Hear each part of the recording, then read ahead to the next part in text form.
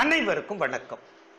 ஜிஎஸ்டியை பற்றி சமூக வலைத்தளங்களில் மிகப்பெரிய அளவில் தவறான பரப்புரை செய்யப்பட்டு வருவதற்கும் மற்றும் சாமானியனின் மனதில் எழுந்த சில வினாக்களுக்கும் உள்ள பதில்தான் இந்த வீடியோ. தொடர்ந்து பாருங்கள். வதந்தி 1. ஜிஎஸ்டியால் டீ விலை ரூபாய் 8 ரூபாய் 10 காஃபி விலை ரூபாய் 10 ரூபாய் 12 விலையேற்றப்பட்டுள்ளது. பால் வரி விலக்கில் உள்ள பொருள். சர்க்கரைக்கு முன்பு 6% இருந்த வரி தற்போது 5% குறைக்கப்பட்டுள்ளது. டீ மற்றும் காப்பி தூளுக்கு முன்பு 6% இருந்த வரி தற்போது 5% குறைக்கப்பட்டுள்ளது. ஆகையால் டீ மற்றும் காப்பி விலையேற்றம் என்பது விற்பனையாளர்களின் தன்னிச்சையான முடிவு. வதந்தி 2. தங்க பிஸ்கட்டுக்கு 3%, நாங்கள் திங்கிற பிஸ்கட்டுக்கு 18%. ஜிஎஸ்டியில் பிஸ்கட் 32% 18% குறைந்துள்ளது. இதை மறைத்துவிட்டு தங்கத்தோடு ஒப்பிடுவது முறையாகாது. வதந்தி 3. கடலை மிட்டாய்க்கு 18%, பீட்சாவிற்கு 5%. இது என்ன நியாயம்?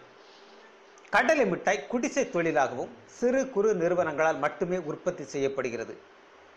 ஜிஎஸ்டியை பொறுத்தவரையில் 20 லட்சம் வரை டர்ன் ஓவர் செய்பவர்கள் வரி கட்ட தேவையில்லை. அதற்கு மேல், அதாவது 20 70 லட்சம் வரை டர்ன் ஓவர் செய்பவர்கள் 2% வரி கட்டினால் போதும்.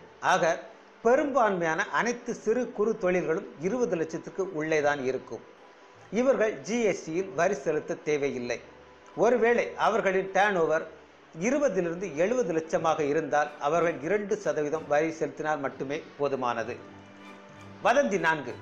பெண்கள் பயன்படுத்தும் நாப்கின்களுக்கு 18% வரி போடுவதா?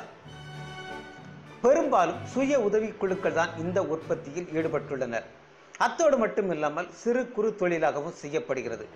ஆக முன்பு குறிப்பிட்டது போல் 20 லட்சம் வரை இதற்கு வரி விலக்கு. 20 70 லட்சம் வரை டர்ன் ஓவர் இருந்தால் 2% வரி. ஒருவேளை இதற்கு வரி விலக்கு அளித்தால் இதையே பிராண்டாக விற்பனை செய்யும் பெரு நிறுவனங்களிடம் போட்டி போட முடியாமல் இந்த சிறு குறு உற்பத்தியாளர்கள் மிகவும் பாதிக்கப்படுவார்கள். வதந்தி 5. ஹோட்டல்களில் அதிக வரி வசூலிக்கப்படுகிறது. ஜிஎஸ்டிக்கு முன்னால் உணவகங்களில் 14.5% VAT, 5.6% service tax, Swachh Bharat, Krishi Kalyan tax என 20.5% வரை வரி இருந்தது. ஆனால் தற்போது 18% குறைக்கப்பட்டுள்ளது. ஆகவே உணவுப் பொருட்களின் விலையேற்றம் என்பது ஹோட்டல்காரர்களின் பகல் கொள்ளை தவிர வேறு எதுவும் இல்லை. வதந்தி 6. 28% வரி போடுவதா?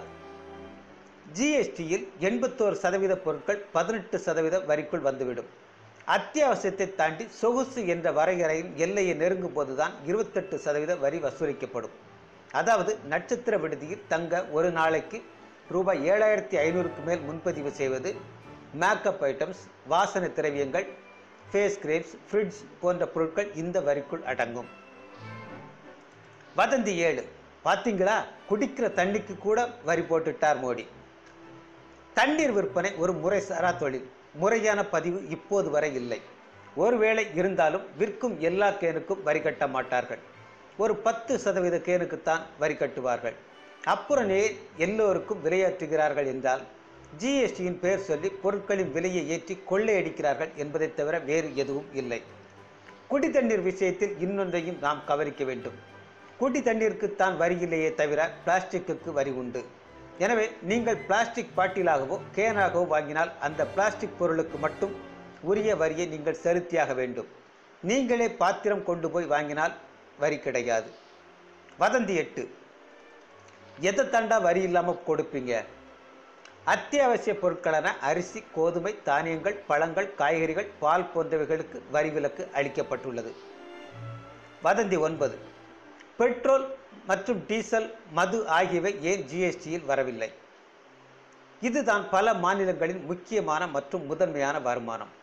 பெட்ரோல், டீசல், மது போன்ற பொருட்களுக்கு பல மாநிலங்களும் குறைந்தது 30 முதல் 80% வரை வரி விதித்து வருகின்றன.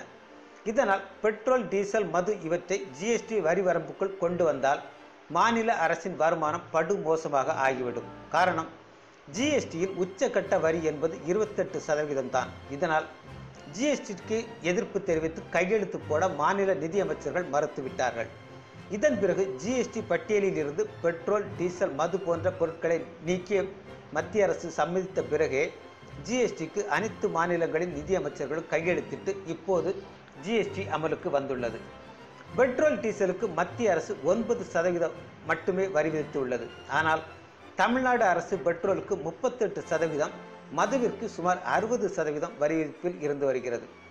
மோடி அவர்களின் அரசு விரும்பியபடி ஜிஎஸ்டி அமலுக்கு வந்திருந்தால் ஜிஎஸ்டி வரி விதிப்புக்குள் பெட்ரோல், டீசல் மற்றும் மது வகைகள் கொண்டு வரப்பட்டு இருக்கும். இதனால் பெட்ரோலிய பொருட்களின் விலை லிட்டருக்கு சுமார் ரூபாய் 25 வரை குறைந்திருக்கும். இதுதான் உண்மை. நன்றி.